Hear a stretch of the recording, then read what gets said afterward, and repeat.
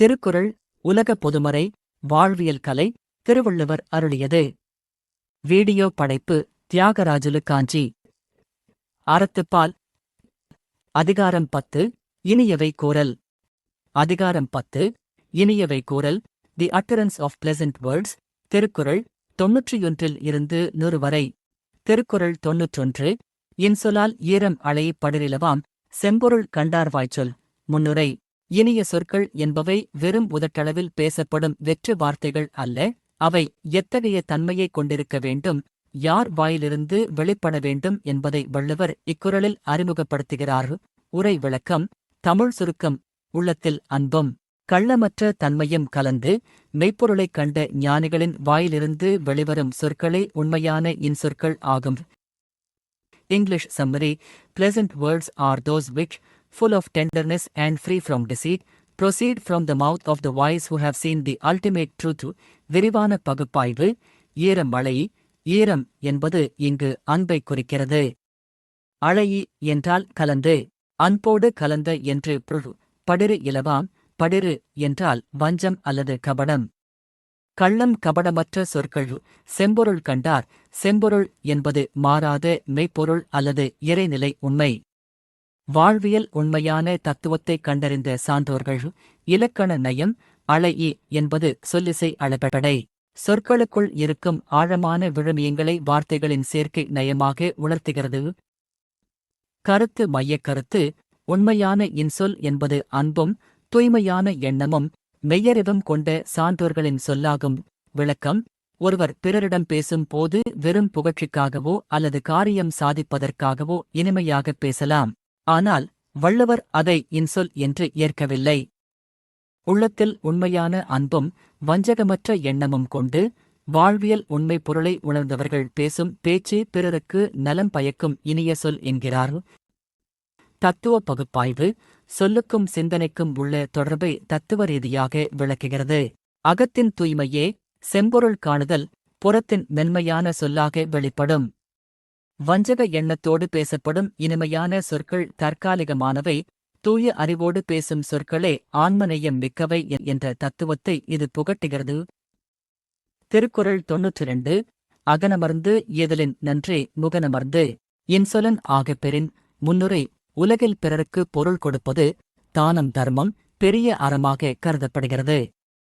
ஆனால் அதைவிடவும் மேலான ஓர் அறத்தை சுட்டிக்காட்டுகிறது. உரை விளக்கம். தமிழ் சுருக்கம். மனம் மகிழ்ந்து ஒருவருக்கு பொருளைக் கொடுப்பதைக் காட்டிலும் முகம் மலர்ந்து ஒருவரிடம் இன்சொல் கூறுவதே மிகவும் நல்லதாகும். English summary. To speak pleasant words with a cheerful countenance is better than even making a gift with a willing heart. விரிவான பகுப்பாய்வு. அகன் அமர்ந்து. அகம் அமர்ந்து. அகம் என்றால் உள்ளம். மனம் விரும்பி அல்லது மனம் மகிழ்ந்து ஈதலின் நன்றே. ஈதல் கொடுத்தல் என்ற அறச்செயலை விடவும் நன்மையானது. முகனமர்ந்து. முகம் அமர்ந்து. முகம் மலர்ந்து. இன்முகத்தோடு. இன்சொலன் ஆகப்பெறின். இனிய சொற்களை பேசுபவனாக ஒருவன் விளங்கப் பெற்றால். கருத்து மையக் கருத்து. பொருளுதவி செய்வதை விடவும் இன்முகத்தோடு இன்சொல் பேசுவது மனித உறவுகளுக்குள் மிக மேலானது. விளக்கம். ஏழைக்கோ அல்லது தேவைப்படுபவருக்கோ ஒருவர் மனம் உவந்து பொருளைக் கொடுக்கலாம், அது நல்லதுதான். ஆனால் அவரிடம் பேசும் போது முகத்தைச் சுளித்துக் கொண்டோ கடுகடுத்தோ பேசினால் அந்த பொருளின் மதிப்பு குறைகிறது. பொருளை கொடுக்க முடியாவிட்டாலும் ஒருவரை பார்த்ததும் முகம் மலர்ந்து அன்போடு பேசும் ஒரு சொல் கோடி பொன்னை விடவும் அவருக்கு பெரு மகிழ்ச்சியை தரும். தத்துவ பகுப்பாய்வு. பொருள் சார்ந்த அறத்தை விட மெட்டீரியல் சேரிட்டி, உணர்வு சார்ந்த அறமே, எமோஷனல் சேரிட்டி, மனித வாழ்விற்கு முக்கியமானது என்ற தத்துவத்தை உரைக்கிறது. மனிதன் பொருளை விடவும் மதிப்பையும் அன்பையுமே அதிகம் எதிர்பார்க்கிறான் என்பதை வள்ளுவம் உணர்த்துகிறது. திருக்குறள் 93. முகத்தான் அமர்ந்து இனிது நோக்கி அகத்தானாம் இன்சொல் இனிதே அறம். முன்னுரை. அறம் என்பது ஏதோ காடுகளுக்குச் சென்று தவம் செய்வதோ கடினமான சடங்குகளை செய்வதோ அல்ல, அது அன்றாட பழக்க வழக்கங்களில் உள்ளது என்பதை வரையறுக்கிறது. உரை விளக்கம். தமிழ் சுருக்கம். ஒருவரை காணும்போது முகத்தால் மலர்ந்து கண்கள் வழியே அன்போடு நோக்கி உள்ளத்திலிருந்து வரும் இனிய சொற்களை பேசுவதே உண்மையான அறமாகும். English summary. True virtue consists in a cheerful countenance, a sweet look, and pleasant words flowing from the heart. விரிவான பகுப்பாய்வு, முகத்தான் அமர்ந்து, முக மலர்ச்சியோடு இருந்து, இனிது நோக்கி, அன்பான பார்வையோடு பார்த்து, பார்வையிலும் இனிமை வேண்டும். அகத்தான் ஆம், உள்ளத்தின் ஆழத்திலிருந்து வருகின்றது. இன்சொலனதே அறம், இனிய சொற்களைக் கூறுவதே முழுமையான அறநெறி ஆகும். கருத்து மையக் கருத்து, முகம், கண், உள்ளம் ஆகிய மூன்றும் இணைந்து வெளிப்படும் இன்சொல்லே மிகச்சிறந்த அறம். விளக்கம்: நாம் ஒருவரை சந்திக்கும் போது நம்முடைய முகம் மலர வேண்டும். நம் பார்வை அவரிடம் கனிவை வெளிப்படுத்த வேண்டும். நம் வாய்ச்சொல் உள்ளத்தின் தூய்மையோடு வெளிப்பட வேண்டும். இந்த மூன்றும் இணையும் போதுதான் அது உண்மையான இன்சொல் ஆகிறது. இதுவே மனிதன் செய்ய வேண்டிய எளிய, ஆனால் வலிமையான அறம். தத்துவ பகுப்பாய்வு, உடலின் புற உறுப்புகளான முகமும் கண்ணும் அகத்தின் பிரதிபலிப்புகள். அகமும் புறமும் ஒத்துப்போகும் போதுதான் மனித ஒழுக்கம் முழுமையடைகிறது. போலித்தனம் இல்லாத ஒருங்கிணைந்த ஆளுமையே இன்டெகிரேட்டட் பர்சனாலிட்டி, அறத்தின் வடிவம் என்ற தத்துவம் இதில் தொனிக்கிறது. திருக்குறள் 94. துன்புருவும் துவாமை இல்லாகும் யார் மாட்டும், இன்புருவும் இன்சோ லவர்க்கு. முன்னுரை: இனிய சொற்களை பேசுவதால் ஒருவருக்கு தனிப்பட்ட வாழ்வில் என்ன நற்பலன் கிடைக்கும் என்பதை விளக்குகிறது. உரை விளக்கம். தமிழ் சுருக்கம்: எவரிடத்திலும் இன்பம் தரும் இனிய சொற்களை பேசி பழகியவருக்கு துன்பத்தை தரும் வறுமை என்பது ஒருபோதும் வராது. English summary: Poverty, which causes distress, will not come to those who speak joy-yielding pleasant words to everyone. விரிவான பகுப்பாய்வு, துன்புருவும், துன்பத்தை தருகின்ற, இன்னிசை அளபெடை, துவாமை, வறுமை அல்லது நுகர முடியாமை, துய்க்க முடியாமை, யார் மாட்டும், எவரிடத்திலும், பாகுபாடின்றி எல்லாரிடமும், இன்புருவும் இன்சொலவர்க்கு, பிறருக்கு இன்பத்தை விளைவிக்கும் இனிய சொற்களை பேசுபவர்களுக்கு. கருத்து மையக் கருத்து, இன்சொல் பேசுபவர்களை துன்பம் தரும் வறுமை அண்டாது, அவர்கள் எப்போதும் இன்பமாக வாழ்வர். விளக்கம்: எல்லாரிடமும் இன்முகத்தோடு இனிய சொற்களை பேசுபவர்களுக்கு உலகத்தில் நண்பர்களும் நல்லுறவுகளும் பெருகும். சுற்றமும் நட்பும் சூழ்ந்திருக்கும் ஒருவருக்கு எத்தகைய துன்பம் வந்தாலும் மற்றவர்கள் ஓடிவந்து உதவுவார்கள். இதனால் அவரை துன்புறுத்தும் வறுமை அணுகாது. தத்துவ பகுப்பாய்வு, இங்கு வறுமை என்பது வெறும் பொருளாதார வறுமை மட்டுமல்ல, அது மன வறுமையையும் குறிக்கும். பிறருக்கு இன்பம் தருபவன் தன் அகத்தில் எப்போதும் செல்வச் செழிப்போடு, மன நிறைவோடு இருக்கிறான். யார் எதை விதைக்கிறானோ அதையே அறுவடை செய்கிறான் என்ற பிரபஞ்ச விதியின்படி இன்பத்தை விதைப்பவனுக்கு இன்பமே திரும்பக் கிடைக்கும். திருக்குறள் 95. பணிவுடையன் இன்சொலன் ஆதல் ஒருவர்க்கு அணியல்ல மற்றுப் பிற. முன்னுரை: மனிதர்கள் தங்களை அழகுபடுத்திக் கொள்ள பல்வேறு நகைகளை அணிகிறார்கள். ஆனால் ஒரு மனிதனுக்கு உண்மையான நகைகள் எவை என்பதை வள்ளுவர் இக்குறளில் தெளிவுபடுத்துகிறார். உரை விளக்கம். தமிழ் சுருக்கம்: பணிவு உடையவனாகவும் இன்சொல் பேசுபவனாகவும் விளங்குவதே ஒருவனுக்கு உண்மையான அழகை தரும் அணிகலன்கள் ஆகும். மற்ற நகைகள் எல்லாம் உண்மையான நகைகள் அல்ல. English summary: Humility and pleasant words are the true ornaments for a person. All other things are not real ornaments. விரிவான பகுப்பாய்வு, பணிவுடையன், அடக்கமும் பணிவும் கொண்டவன், இன்சொலன் ஆதல், இனிய சொற்களை பேசுபவனாக மாறுதல். ஒருவர்க்கு அணி, ஒரு மனிதனுக்கு சிறந்த அணிகலன், ஆபரணம் அல்ல மற்ற பிற. இவை அல்லாத மற்ற வெளிப்புற நகைகள் எல்லாம் உண்மையானவை அல்ல. கருத்து மையக் கருத்து, பணிவும் இன்சொல்லுமே ஒரு மனிதனின் மிகச்சிறந்த அழியாத அணிகலன்கள். விளக்கம்: பொன்னாலும் வைரத்தாலும் ஆன நகைகள் உடலுக்கு மட்டுமே தற்காலிக அழகை தரும். ஆனால் ஒருவருடைய பண்பட்ட குணங்களான பணிவு மற்றும் இனிய சொல் ஆகிய இரண்டும் அவனுடைய ஆன்மாவிற்கு அழகை தருகின்றன. இந்த நகைகளை அணிந்தவரை உலகம் என்றும் போற்றும். தத்துவ பகுப்பாய்வு, புற அழகைவிட அக அழகே மேலானது என்ற தத்துவக் கோட்பாடு. தங்கம் போன்ற உடற்பொருட்கள் ஒருவனுடைய அகங்காரத்தை, ஈகோ, வளர்க்கலாம். ஆனால் பணிவும் இன்சொல்லும் அகங்காரத்தை அழித்து அவனை ஒரு முழுமையான மனிதனாக மாற்றும் ஆன்மீக கருவி. திருக்குறள் 96. அல்லவை தேய அறம்பெருகும் நல்லவை நாடி இனிய சொலின். முன்னுரை: இனிய சொற்களை தேடிப் பேசுவதால் ஒருவனுடைய வாழ்வில் ஏற்படும் அற மாற்றங்களைப் பற்றி விவரிக்கிறது. உரை விளக்கம். தமிழ் சுருக்கம்: பிறருக்கு நன்மையானவற்றை ஆராய்ந்து அறிந்து அவர்களிடம் இனிய சொற்களை பேசினால் ஒருவருடைய வாழ்வில் பாவங்கள் தேய்ந்து அழியும், புண்ணியமாகிய அறம் பெருகி வளரும். English summary: If a person seeks to do good and speaks pleasant words, his sins will diminish and his virtues will increase. விரிவான பகுப்பாய்வு. அல்லவை தேய, அல்லவை என்றால் பாவங்கள் அல்லது தீமைகள். அவை தேய்ந்து அழிய, அறம் பெருகும், நன்மைகளும் புண்ணியமும் பெருகி வளரும். நல்லவை நாடி, பிறருக்கு நன்மை தரக்கூடிய காரியங்களை சொற்களை ஆராய்ந்து, இனிய சொல்லின், இனிமையாக பேசினால். கருத்து மையக் கருத்து: நன்மை தரும் இன்சொற்களை பேசுவதால் தீமைகள் அழிந்து, அறநெறி வாழ்வில் வளர்ச்சி ஏற்படும். விளக்கம்: நம் அன்றாட வாழ்வில் பிறருக்கு எவை நன்மை தரும் என்று சிந்தித்து, அத்தகைய நல்ல சொற்களை தேர்ந்தெடுத்து பேச வேண்டும். அப்படி பேசும்போது நம் மனதில் உள்ள வன்மமும் கோபமும் மறைந்துவிடும். தீய எண்ணங்கள் அழிய அழிய நம் வாழ்வில் நன்மைகளும் புண்ணியங்களும் தானாகவே பெருகும். தத்துவ பகுப்பாய்வு. ஒளி வரும்போது இருள் மறைவது போல, நல்ல சொற்களும் நேர்மறை எண்ணங்களும் பாசிட்டிவ் தாட்ஸ் ஒருவருடைய வாழ்வில் பெருகும்போது அவரிடம் உள்ள எதிர்மறை தன்மைகள் நெகட்டிவ் வைப்ரேஷன்ஸ் சின்ஸ் தானாகவே மறைந்துவிடும் என்ற உளவியல் மற்றும் ஆன்மீக தத்துவத்தை இது விளக்குகிறது. திருக்குறள் 97. நயனீன்று நன்றி பயக்கும் பயனீன்று. பண்பின் தலைப்பிரியாச்சொல். முன்னுரை: இன்சொல் பேசுவதால் தற்காலிகமாக மட்டுமன்றி எக்காலத்திற்கும் எத்தகைய பயன்கள் கிடைக்கும் என்பதை வரையறுக்கிறது. உரை விளக்கம். தமிழ் சுருக்கம்: நற்பண்பிலிருந்து நீங்காததும் பிறருக்கு நன்மையான பயனை தருவதுமான இன்சொல் இம்மைக்கு நன்மதிப்பையும் மறுமைக்கு நன்மையையும் புண்ணியத்தையும் தரும்.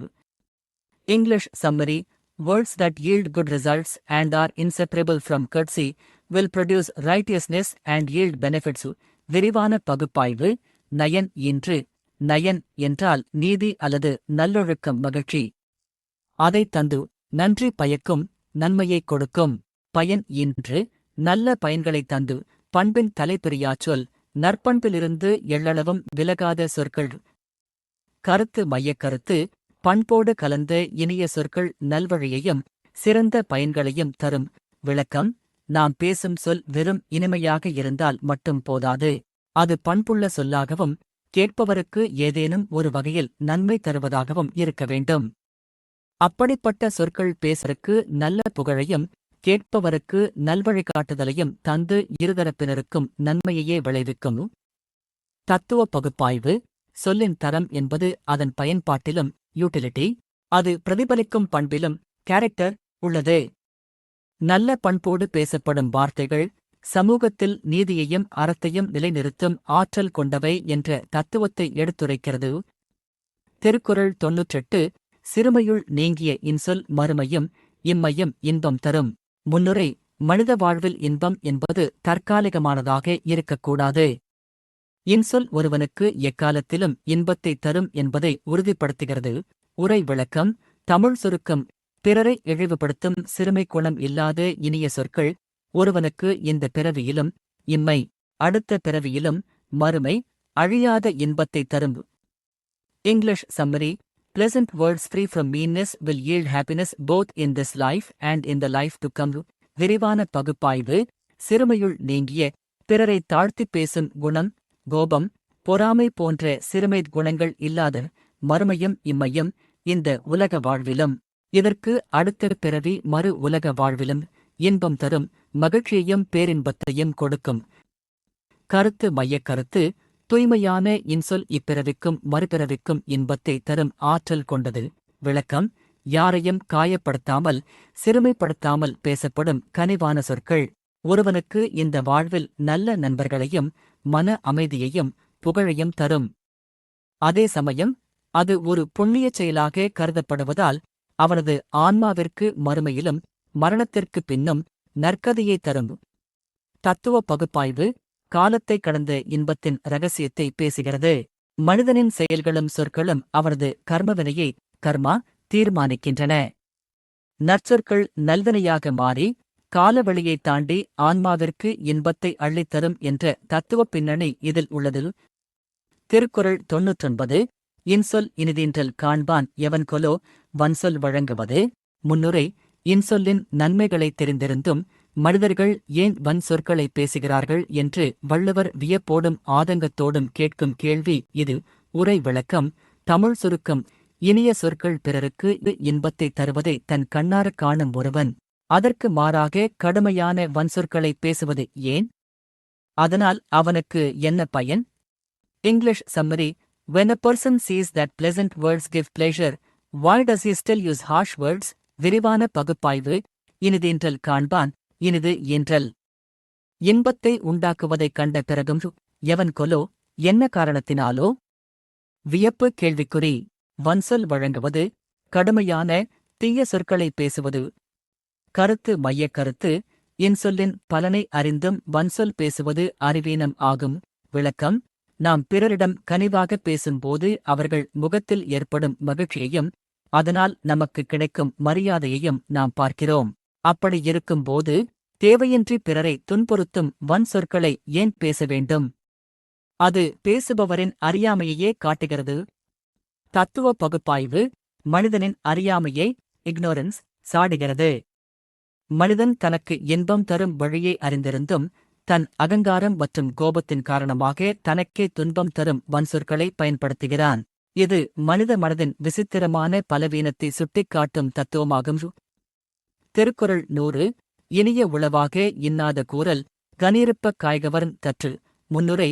இனியவை கூறல் அதிகாரத்தின் முத்தாய்ப்பான இந்த குறளில் ஒரு மிகச்சிறந்த உவமையின் மூலம் இன்சொல்லின் அவசியத்தையும் வன்சொல்லின் மடமையையும் வள்ளுவர் உணர்த்துகிறார். உரை விளக்கம். தமிழ் சுருக்கம். சோகஸ்மைலி. இன்பம் தரும் இனிய சொற்கள் பல இருக்கும்போது அவற்றை பேசாமல் துன்பம் தரும் வன்சொற்களை பேசுவது, மரத்தில் நல்ல சுவையான பழங்கள் இருக்கும்போது அவற்றை விடுத்து கசப்பான காய்களை பறித்து தின்பதற்கு சமம். English summary.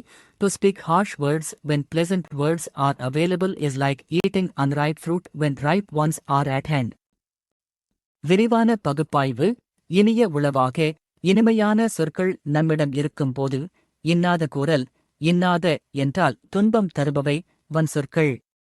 அவற்றை பேசுவது. கனி இருப்ப மரத்தில் சுவையான கனி பழம் தொங்கிக் கொண்டிருக்கும்போது காய் கவர்ந்தற்று கசக்கும் அல்லது துவர்க்கும் காயை பறித்து உண்பதைப் போன்றது. அணிநயம். இக்குறளில் உவமையணி பயின்று வந்துள்ளது. இன்சொல்லுக்குக் கனியும் வன்சொல்லுக்குக் காயும் உவமையாக்கப்பட்டுள்ளன. கருத்து மையக் கருத்து. இன்சொல்லை விடுத்து வன்சொல் பேசுவது மிக வற்புறுத்தத்தக்க முட்டாள்தனம். விளக்கம். நம் தமிழ் மொழியில் அன்பைக் கொட்ட எத்தனையோ அழகான இனிமையான சொற்கள் இருக்கின்றன. அப்படிப்பட்ட நல்வார்த்தைகளை பேசி நாமும் மகிழ்ந்து பிறரையும் மகிழ்விக்கலாம். அதைத்து பிறர் மனம் நோக்கும் படி வன்சொற்களை பேசுவது பசிக்கு நல்ல பழத்தை சாப்பிடாமல் கசப்பான காயை தேடிச் சாப்பிடும் ஒரு முட்டாள்தனமான செயலுக்கு ஒப்பானது. தத்துவ பகுப்பாய்வு. தேர்வு சாய்ஸ் குறித்த தத்துவம் இது. மனித வாழ்வு என்பது நாம் எடுக்கும் முடிவுகளில்தான் உள்ளது. நன்மையும் தீமையும் நம் முன்னால் இருக்கும்போது நன்மைகளை தேர்ந்தெடுப்பதே பகுத்தறிவு. கனி போன்ற இன்சொல்லை தேர்ந்தெடுக்க தவறுபவன் தன் வாழ்வியல் சுவையை தடுத்துக் கொள்கிறான் என்ற ஆழமான வாழ்வியல் தத்துவம் இதில் பொதிந்துள்ளது. திருக்குறள் உலக பொதுமறை. வாழ்வியல் கலை. திருவள்ளுவர் அருளியது. வீடியோ படைப்பு தியாகராஜுலு காஞ்சி. அறத்துப்பால். அதிகாரம் 10. இனியவை கூறல்.